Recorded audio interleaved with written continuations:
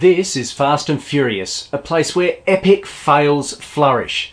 I show you the mistakes made by others so that you don't do the same.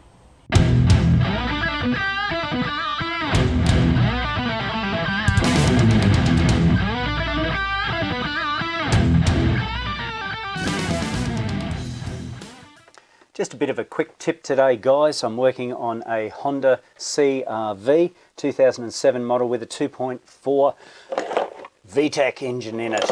Okay, so I've just removed the cover and I have my coils laid out here. Just note some of these coils I'm not overly happy with. I'm going to speak to the customer. There appears to be some tracking that's going across. They're not complaining about it playing up, but that's not what I'm here for today. Really, what I want to explain to you is the proper procedure for removing and replacing these spark plugs, coil over plug spark plugs. Now, I doubt someone has been in here before, and really before we actually pull it out, we should just blow it out with some compressed air. It shouldn't be an issue because these coils have a seal on the top, and of course we've got that cover as well, but just to be safe, I'm just going to blow it out with compressed air.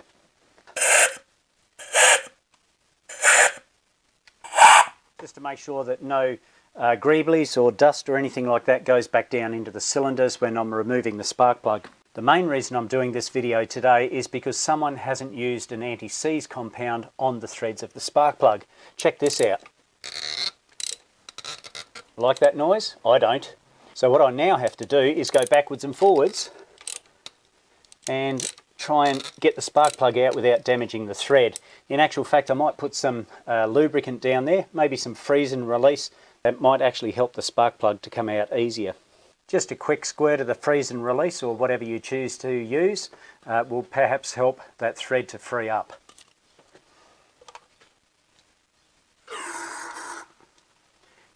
Then once again, backwards and forwards like we did before.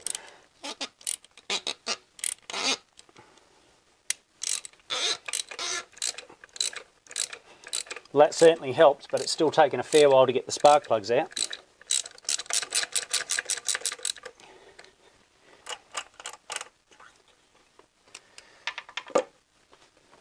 I've got a magnet that I use to pull the spark plugs out, just like that. Just like that. Well, this spark plug certainly looks a bit dodgy, doesn't it? I wonder if it's ever been replaced. 200,000 Ks on the clock. Either way, they haven't put any anti-seize on the thread. That's my main complaint for today. Let's see how the others come out. Yeah, not too bad. It's still a bit squeaky. I'll try the next one. Yeah, that's more like that fourth one. Oh, dude. Freeze and release. Just backwards and forwards gently, and that will free up.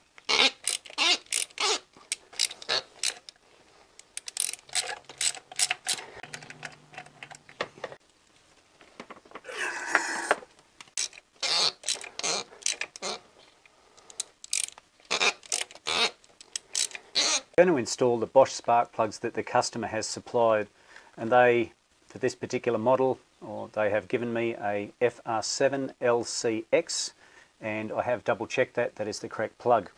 Just check out the gap difference between the two. Hey, you can understand why I think that these haven't been replaced ever, that they may be original spark plugs, possibly, I don't know, but they've certainly seen their service life, haven't they? They're absolutely knackered. But just as important, during installation, they haven't put any anti-seize on the threads, which is what I'm just about to show you. Have a look at the rust that's accumulated on this one that I didn't end up putting any freeze and release on. You can see there's heaps of rust on there, isn't there? Might actually just blow out the cylinder again with compressed air to get rid of any rust that may have dropped into the cylinder. I'm just using some Permatex anti-seize compound. Just a tiny little daub on the thread there itself is enough to stop that problem.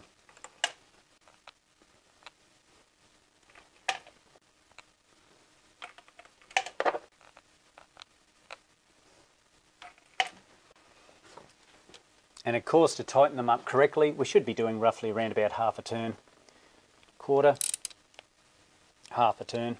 That's pretty tight in my books, but that's all good. So just below half a turn with a washer, brand new. So basically you go up finger tight as you can by hand, then you should be doing roughly around about half a turn. quarter a turn, half a turn. Nice. But it goes in nicely because I've put on that anti-seize compound. So I'll definitely be speaking to the customer about these coils.